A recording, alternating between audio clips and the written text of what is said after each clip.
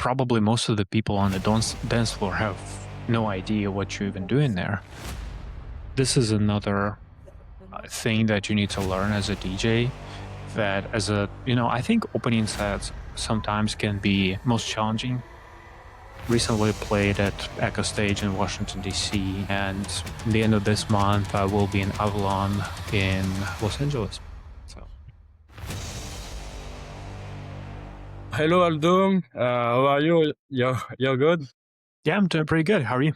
Cool. I'm amazing. Hi, everyone. Welcome in this new episode. And first of all, I would like to speak about your background, Aldo. Can you speak about your background in music industry, please? Yeah, so I started a while ago. I actually started as a DJ back when we played on CDs. Yeah. So it was way back in the day, and every club would have two CDJs and two vinyl players. So I I never played vinyls necessarily, but I when I was learning how to DJ, it was one of the requirement to know how to play vinyl. And when I had enough fun playing R&B and pop music, I wanted to have something for myself. And basically back then, everybody was saying that you have to make your own music and you have to. It's the only way to stand out, and that's the path I took. And for many years, I was just basically focused on making music, learning production, uh, making connection with in the industry. And it took me a while because I wasn't throughout all these years. I wasn't always active. And certain years I would just produce here and there, but not release. My first release was almost 10 years ago in 2017. Uh, and yeah, recently, I would say the last 2, 3, 4 years, I decided to kind of go all in. And currently, I'm doing A&R for label of my friend Dennis Shepard. I release a lot of music, and yeah, have events. Recently played at Echo Stage in Washington D.C., and at the end of this month I will be in Avalon in Los Angeles. So Okay. Yeah, cool. So for the moment, you play only in US? no, actually, I'll be in London in August, and last year I was in US, in California, and Amsterdam, of course, for Amsterdam Dance Event. Yeah, cool. Played in Miami last month for Miami Music Week. So yeah, I'm trying to play in different places and Yeah. have fun with that. What's your favorite place? You prefer a club or festival? So far, I think I'm in a level when I have a lot of club experience, and this is something I'm familiar with. I love festivals, and I would love to play more festivals, but I think at this point I'm more experienced and more familiar with clubs. Okay. Maybe you have an idea about what's your favorite club in US or in Amsterdam? Definitely, definitely Echo Stage. Yeah, it was Yeah, amazing experience.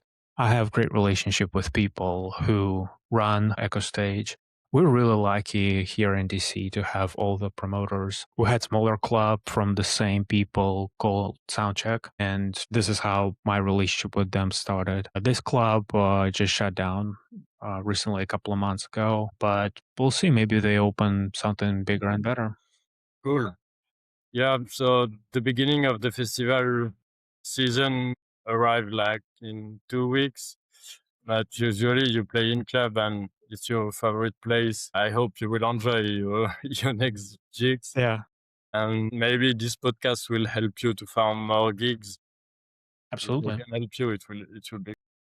Mhm. So that's cool. Thank you for this answer. We will speak about more how do you produce music and how do you like to DJing. If you have some prefer stuff like vinyl or the new digital. Mhm. Have to play DJing, use Pioneer maybe. What's your favorite? Yeah, in terms of DJing, I never played vinyl, and I don't think I will. Maybe it's gonna be, like, more of an experience, but I don't see myself being a serious vinyl DJ Yeah, going forward. It's fun, but I like, all the progressive things and all the new technology. I'm more excited about all of the new things and new experience that technology can bring, because vinyl is pretty limited and it's good. You can kind of like step back and slow down, and you don't have as many buttons and as many like blows and whistles on vinyl players. But I like all the functionality that current CDJ.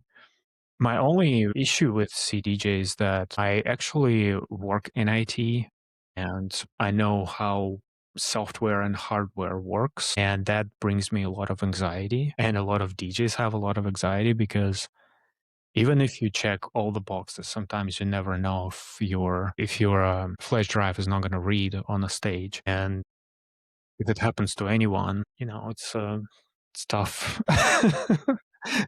There is not much wiggle room there, but I guess you always have to be prepared for any emergency or any issue as a professional DJ. But yeah, definitely technology and all the different frameworks and all the different new updates on their record box app definitely brings a lot of uncertainty. yeah, So it's tough, but I also have a Pioneer controller at home, and I like one-in-one kind of thing. It's pretty easy and comfortable to use. If you go to my YouTube account, Auto Music, I post my sets there, and basically all the sets made with a controller, or my reels or Instagram or TikTok, all of that done on this controller. Also pretty powerful thing, and I see a lot of DJs have have a lot of fun with just a controller. You don't necessarily need all of this big equipment, expensive equipment to bring good time for the show. But at the same time, it's kind of standard for the club right now to have all of this like big of equipment and 4 different decks. yeah. Actually, most of the club have 4 decks, but for the beginner, it's easier to begin on simple setup and don't use the sample features and all the new AI feature who Yeah, arrive. yeah, Definitely, in my opinion, just begin moving to track one after one and yeah, yeah. trying to make some nice move and beginning to listen what the public want to hear. And it's more important to feel the vibe of the public, in my opinion, compared That's to that's a great point, because probably most of the people on the dance floor have no idea what you're even doing there. So they don't care what you're using. If you do some like we see a lot of this splashy moments on social media when people do like crazy effects and crazy looping. I don't know how would I feel if I was on a dance floor and somebody's doing that. It might be even boring, to be honest, if you don't see what they're doing, if it's not like camera on their decks. So you just hear kind of like strange sounds. So yeah, I agree with you. Sometimes just good selection of sounds and know what kind of vibe you want to bring and what kind of party you're at and what you're trying to do is more important than, some weird skills with looping and decks and effects. yeah. Personally, I learned how to DJ just watching DJs on club and listen a ton of music Mhm. because like 20% of a good DJ is the technical part, like how to change music and how to make the people happy. But most of the job is to choose the good music at the Pretty right much. moment. And it's important to have a good musical culture, knowing a bunch of music, and like if you are a DJ in electronic music, it's good to have a culture about other style like rock, Mhm. pop, or depend of what country you are from. Personally, I listen a lot of rock, rap. and also electronic music, but it's better to have a general culture to know how song can go after the overrun compared to learn how to which features is useful potentially in your set because probably you will never use it because you're not comfortable with. Well, it depends. Over time, you probably might stumble certain moments. If you DJ long enough, you probably will figure out why all of these features were developed and how you can best use it. But if you're just starting and it's your first gig, I would just stick to the smooth transitions and simple mix because it's a high stress environment. And for people who are not that familiar and not that like comfortable being, center of attention, might be pretty challenging. So you don't want to add additional stress for yourself to, trying to use everything and, trying to be as, technically difficult as possible. But all of these features, they kind of make sense and they will create it, were created for a certain reason. So, over time you will kind of figure it out why there is a loop, why there is like this thing, why there are so many uh, different things on V10 comparing to previous mixers. And it all makes sense, even like compressor on mixer and why they developed this completely different routing of effects. So it kind of makes sense once you getting like deeper into that. Yeah. Personally, I love also recording my set and film them and put them on the social networks because it's a proof about your actual level. And in several months, you will report about how you progress. And I create a web radio for that reason too, because it's a way that the producer can remember how they mix or what's their level of production, if they are music producer or if they are DJs too, or if they are both. Most of the music producer pay attention when they become DJs on all the technical stuff like compressor, equalizer, etc. But like you said just a minute before, it's not the main part of DJing. The main part is to understand what the public want and put your music and show your music to the world to have feedback. Even if it's not the best feedback ever, you can use them to improve yourself. Yeah, yeah, pretty much. Every DJs begin like this, and even the best DJs who have the best show in the best festival and in the best club all around the Hmm. world is Yeah, the way to improve the level as a music producer or as a DJs too. yeah. Even though I should say, I don't know, maybe I was lucky, but I feel like crowd has been pretty forgiving recently, and they will not like fully boo you if you like mess up transition or like energy of your mix is a little bit messed up. Um, but it's just all about having good time. If you having time and a good time and people having good time, that's all that matters. It's not rocket science for any means, by any means, but it's definitely you know tough if you cannot bring yourself to just enjoy yourself during the process. Yeah, the most important is to have pleasure again and again. All the rest is just superficial and it's not necessary to pay attention on that. Um, the music is here to give pleasure to the people from a long time ago, and it will continue like that. Uh, so that's sure. So, what do you want? Do you want to promote your next gigs, or if you want to speak more about your experience and what do you like the most when the people come to your gigs? What do you like the most? What time do you like to play? And if you have some Hmm. tips, it, Yeah, I currently I'm doing a lot of direct supports and opening sets. So this is another thing that you need to learn as a DJ that as a I think opening sets sometimes can be most challenging because it's really weird that you have to be you have to create energy in the room and you have to kind of like make people dance and warm them up.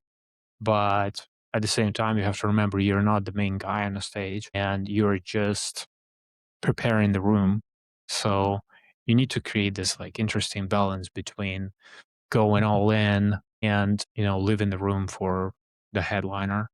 And especially when you headline for people you love, for like your favorite artists, you cannot play their music. Yeah, Certain people, I play their music all the time. And this time I have to like avoid playing their music or even avoid music that they prefer to play or they played recently. So you don't want to like step on their toes. You don't want to repeats during the night. So it's pretty interesting and again challenging process. As I mentioned before, Echo Stage was probably one of the super exciting gig recently for me. Opened for Army Van Buren here in DC. My next one is another extremely exciting event is Find Your Harmony 500 with NL. They just had their first celebration in Moldova, and it was like huge, exciting event. And this time it's going to be me, Lara Van Dam, Andriel, and 10 Steps. So mm, I'm resident on Andrew's label, and 10 Steps also resident on his label. So it's kind of like little label celebration. And I'm sure it's going to be a lot of fun. And it's not my first time playing in California, but my first time playing at Avalon. I've heard a lot of good things about the place. nice. I was speaking with my brother who's DJing too. You can follow him on the social networks. I will put all the link in the description of this podcast. We were speaking about as is it important to have a style with focus. For example, my brother begin with rap and right now he's moving to art techno. Mhm. Um, do you have a main style who you are focused on, or you like to mix different style? I definitely mix a lot of different styles, and I feel like a lot of artists, up and coming artists, and sometimes, well, I think it's a problem for up and coming artists that you like a lot of styles probably, and you probably want to create, you want to create all of them, but at the same time, you don't want to confuse the crowd. So I feel like I do have a lot of music that, I have more trancey songs and I have a lot of melodic techno and I had more chill melodic house songs, but also pretty interested in tech house. Yeah. So I think it's a journey to get to the place where you find your own sound and maybe you'll find something in the middle between all the styles that you practice and tried or maybe not because yeah, if you look at all the big DJs sometimes they just release all sorts of genres and of course it's easier for bigger DJ to try different genres and bring whatever they want at the moment. But I think at this point, I am in the process of more tunnel vision and more narrowing down what I want to be as as my sound and as my message as an artist. And this is, again, like a journey. You need to get to this place by trying different things and by seeing what works best for you. And I know some artists, they even start over, they create a new name just because they tried everything they want and they just figure out that let me try this thing and be like laser for like Mal P. He just switched completely and he said like now I'm doing tech house and his account and his catalog looks pretty clean tech house. So it's definitely personal. I don't think there is a golden rule if you should play one style or you should play different styles. I honestly, since I do a lot of different genres and a lot of different styles, I wish I could play one. And I wish I could like tame myself and not to go to all of these different routes. But I don't know how, artists who play only one genre feel. Maybe they want to sometimes throw completely something like curveball and something different, but they feel like they are prisoner of their own genre. It's a double-edged sword.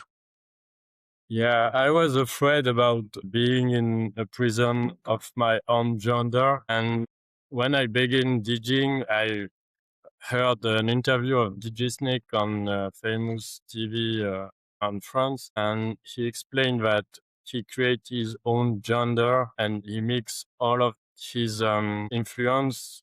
Like if you listen DJ Snake, there are influence of rap, R&B, techno, tech house, maybe sometimes Berlin techno.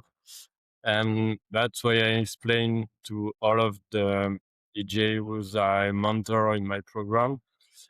It's that it's just up to you. If you produce too, it's good to create template like in FL Studio. It's good to have the template about how long is the first part, how long is the drop, etc. Because there are some rules you can use to repair yourself and be comfortable every single time of you open your door. Maybe you produce too, Aldo, or you're just a DJ? No, I actually release a lot of music and in a lot of different genres. I have releases on pretty much like all labels. I had release on Armada, Black Hole, Toolroom, and I actually never use templates. And I tried to create a template, but I abandoned it really quickly. But what's good is when you finish 20, 30 songs, you pretty much know where things go and how you can manipulate them. So you don't need necessarily a template. And sometimes when I create a certain structure, I spend more time changing it because I want to do something else. And it's like now you have to like undo everything you've done in your template. So that really never worked for me. I actually started everything from scratch. Yeah. Personally, I begin using template for the structure, but right now I forget the structure template to just use a template with all my plugin who I use the most. Like I use famous plugin just for my bass line, for my drums. I have plugin who I reuse every single time. The same for the mixing. I prefer using some plugin and I preload them because it's a earn of time. Maybe you do that or no, like you said before, you don't use template at all. I don't use templates, but what I like using is in Live. I'm using Live. I don't use Fruity Loops, even though I started with Fruity Loops. My Yeah. first DAW that I got from a CD, it was demo version of Fruity Loop like 3, I think. It looked horrendous, but I thought it was a game. I thought it was like pretty weird game. At some point, I figured that it's thing to create music, and this is pretty much how it all started back in the day. But I went through Fruity Loop, Cubase. I was on Logic for a long time, but I ended up using Live. And Live is a pretty much drag and drop DAW, which is Yeah. pretty cool. And if I want something, if I want, for example, my lead sound and all the processing I had on the lead sound, I can drag and drop from my previous project and just change the change the sound, but leave all the processing, which again never kind of works for me because you always like you hear certain things and you need to adjust them, and the same processing never works. I do have like almost the same processing on groups, but it's kind of easier for me just to throw all this stuff whenever I'm ready because I also don't want to overwhelm the system. I don't want to have all of this plugin sitting in the middle of me trying to come up with an idea. So I have powerful computer, but it's a struggle. Like when you get to the close to the project, you don't want it to collapse because you used to too much and It cannot just go through the processing. Yeah, personally, um, I don't use my old track like you said before, and just change the plugin and change the sound. I prefer to use sample and some preset on the plugin. Hmm. My own preset, I create my own preset because I don't want to sound like the other preset was pre-made by the brand who create plugin. So I use a lot the start to favorite a lot of preset, and I classify them by bass, leads, etc. I don't classify them by style. Some producer do that, but it's not my way of producing. Do you have an idea about how much time do you release a song? Like one per month, two per month, one? I have a lot of music this year, and I think I have too many releases. I release pretty much every 2 3 weeks, Yeah. and it started getting to the point when I need to slow down and I need to finish less music. Yeah. Um, I think it's good to have a good process to release song like every 2 weeks, every 3 weeks, because at the beginning it's good to show your music to the world to learn, like we said before. It's only big artists and big DJs who can release song less than one per month or one per 2 weeks. At the beginning, I think it's better to release song often to have the feedback of the people and can upgrade your workflow and upgrade everything. There's also negative return on releasing too often.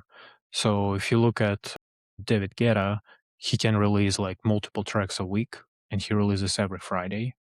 So good for him. He still gets millions of plays on every single track because he's like top DJ. Yeah, But if you're a small DJ and you don't have too much algorithmic push and you're still pushing too many tracks like every week, you do want this music not just to get pushed on a DSP, you just also want this to be heard of and to people to listen to it. But the only way to get heard by people is when it picked up by algorithm and Spotify actually show in front of other people. In this case, you do have to play by their rules, and they're not gonna push multiple tracks into release radar or a different algorithmic. Well, they do push in different algorithmic playlists, but mostly release radar. They should there should be separated at least 2 weeks, and some big labels will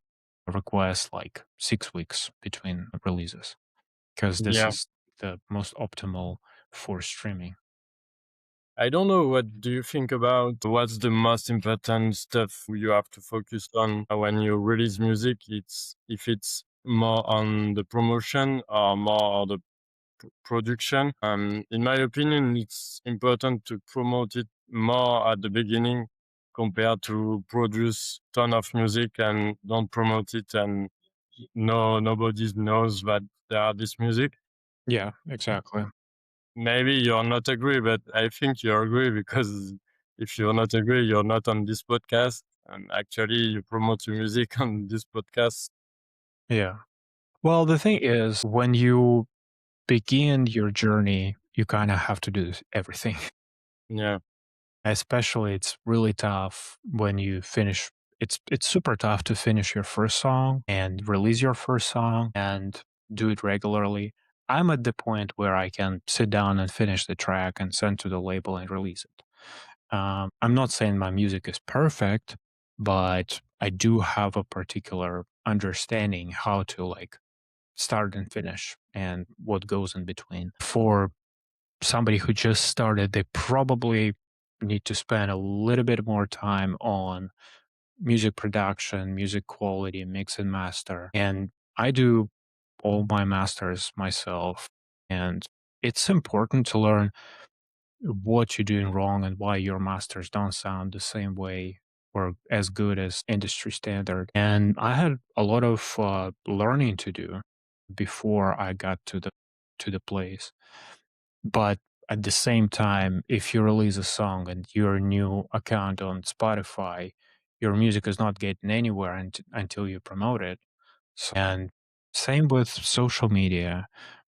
Social media is a completely different subject, but promoting on social media and promoting with like things like playlisting and meta ads Mm. is completely separate thing which might be super pricey, but depends on what exactly how you see in this thing. If you think it's just fun and you okay just put it out there and relax about that, that's completely fine. But if you want to be like on the same stage with David Guetta, probably you have to do everything and it might get really pricey.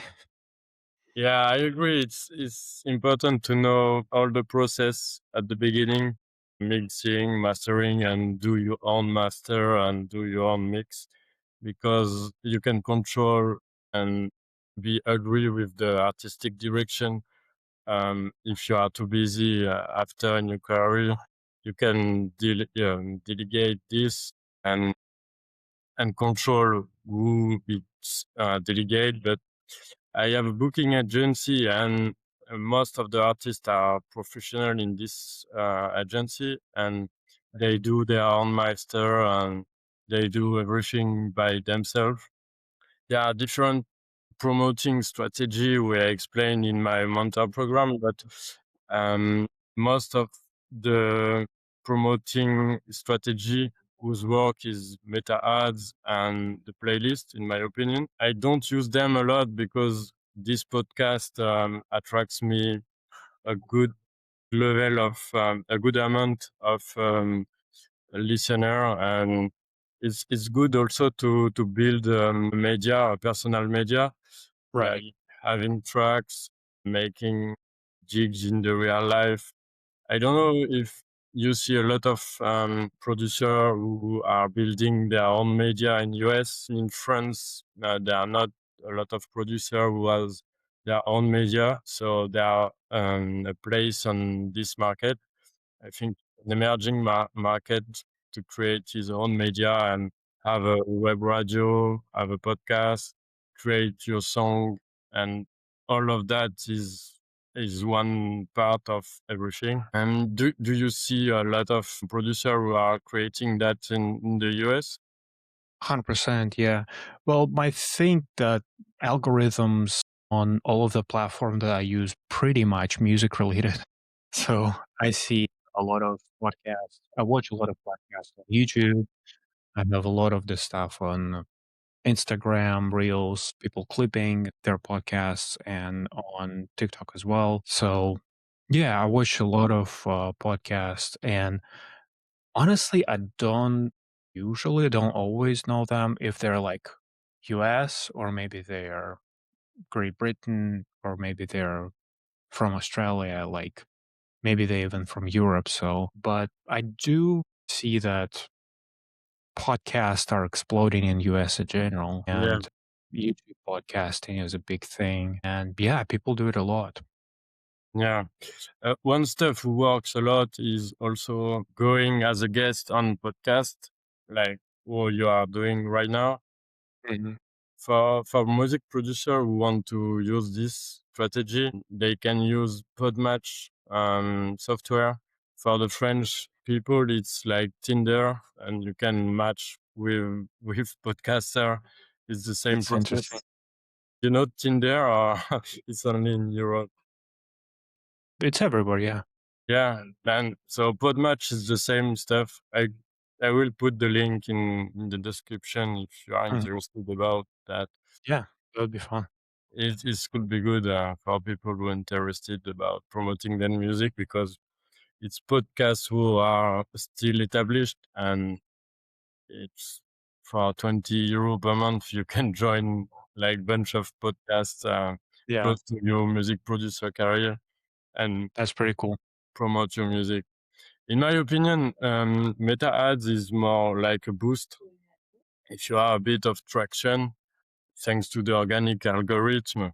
You put meta ads on the post who works the best in organic, and After that, you can go to the moon if you're using meta ads very well and if you have a Yeah, good return on investment. That's what bring you gigs. Because actually, in Europe and in US, the same. The booker of club and festival are looking for community. I don't know if you agree with that, but if you're a DJ and have a big online community, it's good to say to the promoter and all the people who manage artists and make club and artist meeting.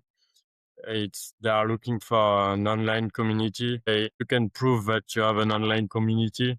After, it's easier to find gigs. And it's twofold. It's online community, of course, matters, but I think a lot of clubs in the US, they business oriented or financially oriented, I would say, which makes sense. But they want you not just entertain people online or have some followers, they want you to sell tickets. yeah, And that's one of the things that kind of thrown upon you shouldn't sell tickets as a DJ, but I don't know how I feel about that because you on some level you are selling tickets and you are the reason why people come into the show. So it's not only community, it's also how active your community is and how excited they're seeing you in real life and support you, including your friends and people who just, you know, who want to mhm. support you, like your fans. So it's not only community, it's not only the numbers, because numbers don't really mean much if you cannot actually bring people to the club. Yeah, the vanity matrix is not as important as who we can hurt. It's more important to have an engaged community.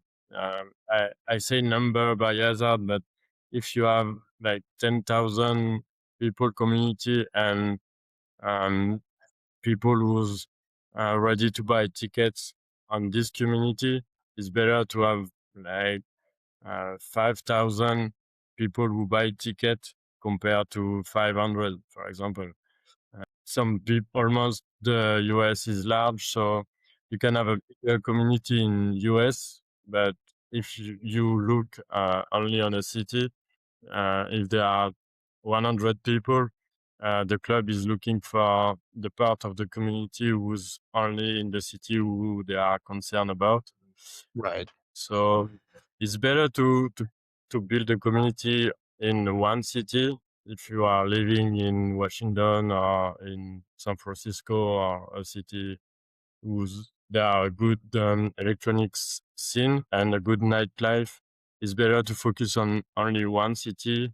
And one of the most important about vanity metric is also to don't compare to the biggest DJs who's on the stage from 10 years. Yeah. It's not important. Personally, I don't compare with other DJ. Hmm. Yeah, you're right. As you said, you probably want to start at your local club because this is like low hanging fruit. And but at some point, you probably want to try to branch out and probably go to the cities nearby and maybe a little bit of traveling. And it's nice to aim for like international scene, in my opinion. Yeah. For the beginning, yeah, you're right. I think we can close this chapter of the podcast. And it's good to focus on a smaller part of the market compared to cyber a lot of people and don't have them engaged. It's not intelligent and not smart to do that. So I would like to finish this podcast about electronic music on what's your next news and if you want to speak more about what's your daily stuff or how do you work as a music producer and what's your next plan in your music career, if you have ambitious or if you are jigs to announce, feel free Yeah, to right now. yeah, we chatted about my next event in Los Angeles with Andriel. It's going to Yeah, be May 30th at Avalon. Uh, yeah, During the summer, I will have a couple of events. I mentioned already one in London. It's actually going to be two events. It's going to be during the day event with Daxon, and there's also going to be after party that will be going the whole night. I'll do B2B for after party with Kravix. He's also pretty cool, talented DJ. And the cool thing is that on the same weekend, we're gonna have release with this DJ and another DJ, Vasma. We're gonna have release on again Find Your Harmony um, label. So that's pretty cool. We're kind of like bringing event and release at the same time. A lot of music coming out. I will have release next week on Be Mind, and just a ton of music. I work with, as I said, Find Your Harmony, Interplay, Be Mind, and Black Hole. Couple of interesting remixes. I don't think I can announce them yet, but they're for some big artists. Overall, I've been pretty busy with music, pretty active on social media and in the studio, and I'm just enjoying doing this stuff. Other than that, it's yeah, it was fun to chat with you. yeah. That's cool. I'm glad for you. And yeah, I think one of the other strategy was can be used by the beginner DJs or intermediate DJs is B2B. Like But yeah, you said, the B2B is very good because you use the community of the DJ who's closing the B2B. hmm yeah, I mean, it's like a free notoriety. You don't have to do more job, and you do the same job as if you are alone, except that you are two people and two DJs on stage. and the same with collaborations. I love collabing with people. Pretty much every single release that I had this year and last year, Yeah. there were collaborations with other people, and I have a lot of enjoyment just working with other producers and get on their ideas and maybe get influence from their sound to my sound. Yeah, yes, you're right. That was a good episode. I enjoyed this episode with you, Aldo. I will put it on my YouTube channel and it will be possible to listen it on my web radio. I hope you will enjoy this podcast and feel free to give me feedback or if you want to be a guest, send me a DM and you can come with pleasure.